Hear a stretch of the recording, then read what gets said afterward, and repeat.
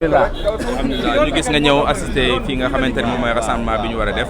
après l' agression de Maïmouna Ndour Faye yan kàddu nga yëkkati ci loolu. waaw ñaawlu ko trop nag ñaawlu ko ndax lii bokkul ci démocratie te réew bi ñu yore nag ci réew mu avancé la réew moo xam ne démocratie am ñëpp a ko naw.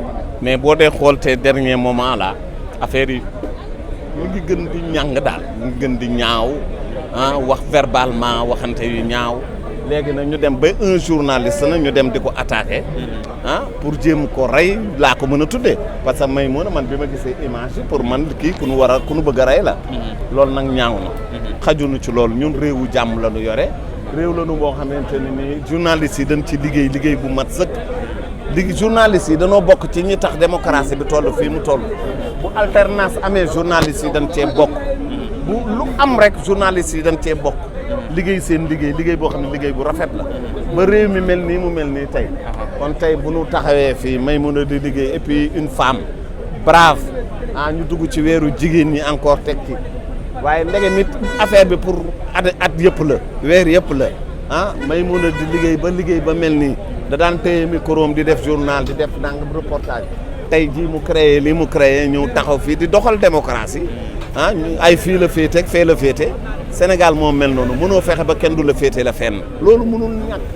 foo waxi ñu ne fii nga féete li ngay wax bu xawee nooy ñu ne ñee nga faral bu xawee dëgër ñu ne ñee nga faral réew mi moo mel noonu léegi daal liy dëgg mooy gouvernement bi état bi le ministre de l'Intérieur ak yor justice bi ñu dem def enquête man wóor na ma ni police bi pour mu jàpp ki def lii du dara ci ñoom xam naa leen danoo aay ñoo ngi police bi gën a aay ci àdduna la ñu yore pour ñu jàpp ñii du dara nan leen jàpp teg leen ci yoon lii moo tax bu ñuy wax nanu amnistie nit ñi ñu bari duñu nangu dan naan waaye boo koy amnistie ñi nga xamante ni nangam loolu la dafa doy waar daal ñaaw na daal vraiment maa ngi koy ñaawlu et lu mel ni nag maa ngi ñaan yàlla mu bañatee am daal. incha allah mais El Hadj yaag Maïmouna xamaa jaar nga Walf moom aussi jaar na Walf lan nga ñu mën a wax. non pas Walf Maïmouna ñu ngi xamante à la 2STV.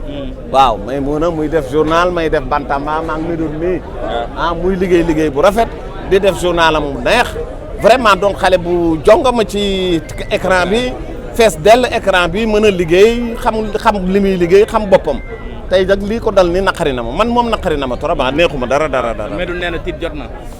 waa tiit jot na waaye bu nu tiit bu nu tiitee noon bi day gagné waaw bul tiit bul saalit da ngay xeex rek pour mu jóge fi parce que bu la gisee nga yoxe xooxee rek dina ni kon man li ma doon wut am naa ko diw de waxatul nangam journaliste yi da noppi na nangam te journaliste warul noppi réew bu bëggee avancer journaliste yi ñooy jiitu ca kanam kon daal man loolu laa leen ciy xamal di ñaan yàlla lu mel nii daal vraiment yàlla bu mu amati quoi. incha allah jërëjëf merci beaucoup jërëjëf. campagne moo tax ma am sañ-sañ mën a wax ci turu ñëpp parce que ñoom ma yónni fii di wax ci turu président Ousmane Sonko di wax tamit ci turu Diomaye Faye ci boppam.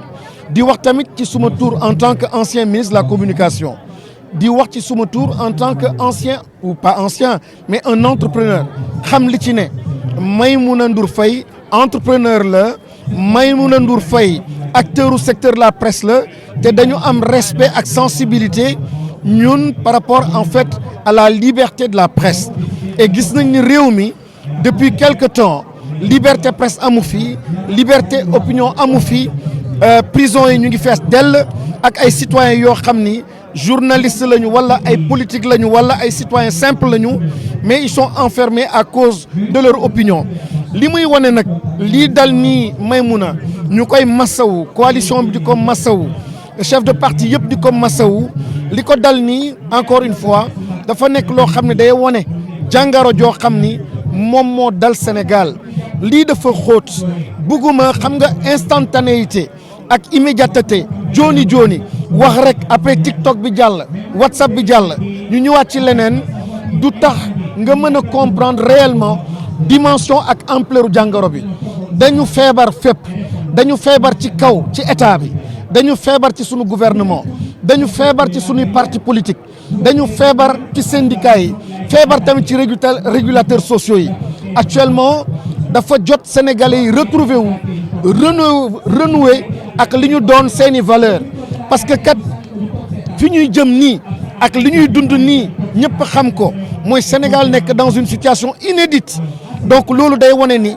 ñi nekk ci kaw xëy na kilifteef gi des na te su kilifteef gi desee justice du am su kilifteef gi desee yu mel ni mooy am ay règlement ay problèmes yu ndaw yoo xam ni état du amati kon ñoo xam ni ñoom la ñu dénk état dañu am responsabilité éduquer le peuple éduquer la nation tous les grands leaders la première fonction la première mission du tabax bâtiment du teg lampe mooy nga éduquer nga transformer ton peuple pour qu'il devienne encore beaucoup plus grand le Sénégal a connu de grands hommes ci wàllu diina ci wàllu aada ci wàllu politique mais nag le constat malheureusement et nous le regrettons mooy mbir baa ngi tuuti mbir baa ngi naxasaay mbir baa ngi yàqu kon lii dal nii Maïmouna Ndour Faye dafa dal la presse mais dafa dal sénégalais yi dafa dal jigéen dafa dal entrepreneur te lii waratul continuer waratul am il faut que l'État soit fort il faut que le peuple soit fort il faut que la nation sénégalaise renouer ak li mu nekkoon. jërëjëf merci beaucoup. MNF, éminente journaliste. Selon vous, quelles doivent être les raisons? D'abord, quelle est la raison? Je suis là.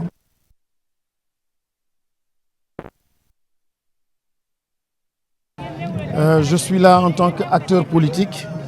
Je suis là au nom de mes pairs au sein de cette coalition. Mais je suis là aussi en tant qu'ancien ministre de la Communication. Très sensible aux questions de liberté de presse, liberté d'opinion.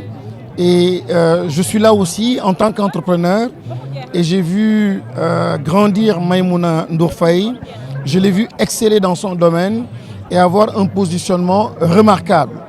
Donc c'est tout simplement abject, abominable et très laid ce que nous avons vécu, tous les Sénégalais. Nous le rejetons, nous le condamnons avec violence, avec beaucoup de fermeté. Mais c'est le lieu aussi d'interpeller les responsables, les leaders, que ce soit donc les leaders politiques, mais les leaders aussi à la tête de l'État.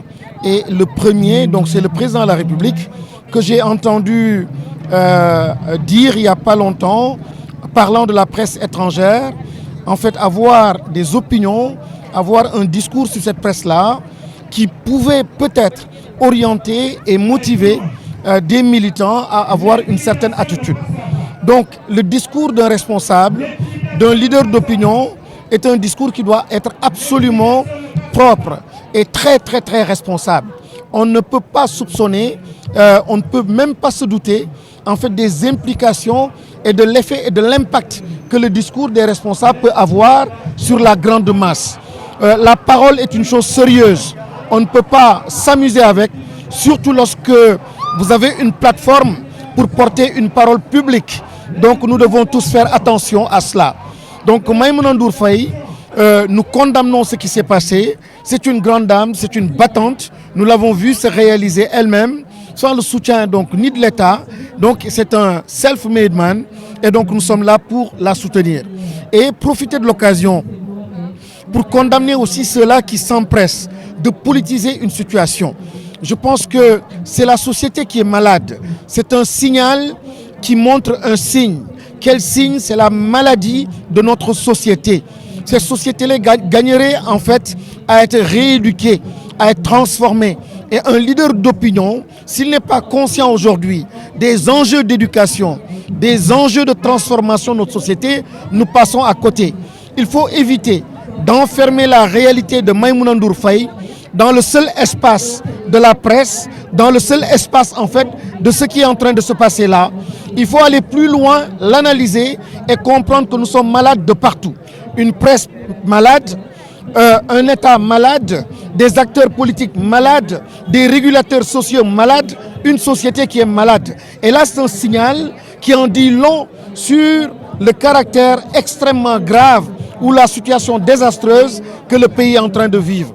Nous devons, comme l'autre le disait, refaire du ndep, nous retrouver et nous reconnecter à nos véritables valeurs. Un développement connecté ou déconnecté à ce que nous sommes, voilà les résultats. Ça, c'est pas le Sénégal, ça, c'est pas ce que nous avons connu, nous n'avons pas grandi dans ça et il faut que ça cesse. tey jii baal ñu rek tënkal ñu ko si wolof ñu gis tey jii sa teewaay ñu bëggoon xam lan moo ko sabab gannaaw bi nga xamante ni agressé nañ ki nga xam ne moo di MNF mu nekk jeune bi nga femme bi nga xamante ni leader la taxawal na organam mu nekk koo xamante ni ràññee nañ ko si wàllu milieu bi di milieu média lan moo sabab tey sa teewaay. waaw dam fi teew ci turu coalition Diomaye Faye ànd ceeg leader yenn leader yi président Serigne Gueye ak Maymouna sànq ñooñu ñoo àndoon ak Malick El Malick ma nekk